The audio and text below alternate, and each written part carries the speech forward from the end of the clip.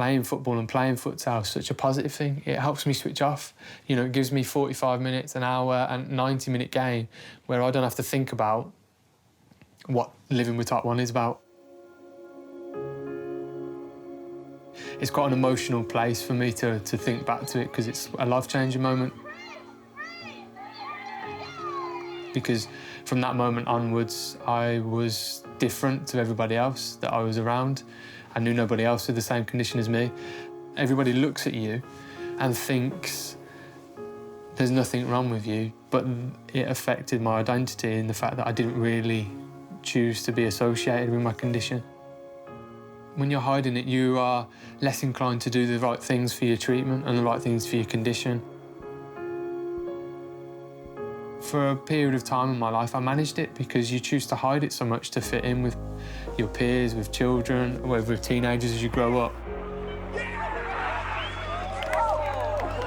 It's meant that my identity is flicked between feeling, you know, really identifying with the fact that I live with type 1 diabetes and then forgetting about it and being a, you know, trying to be a part-time footballer, futsal player, whatever you call it.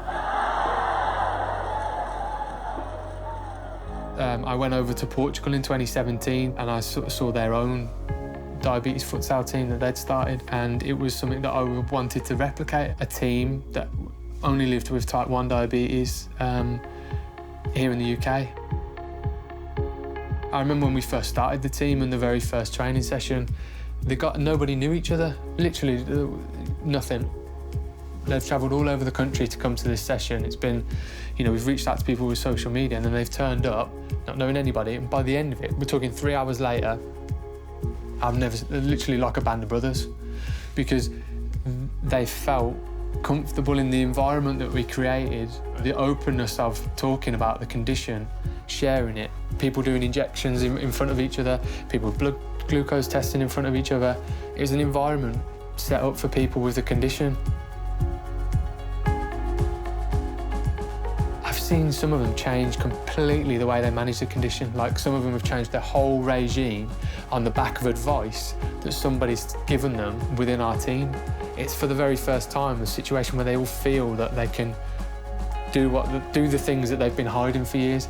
And then by the end of it, they've both got in common the fact that they love football or futsal, and they've got this condition that's challenging.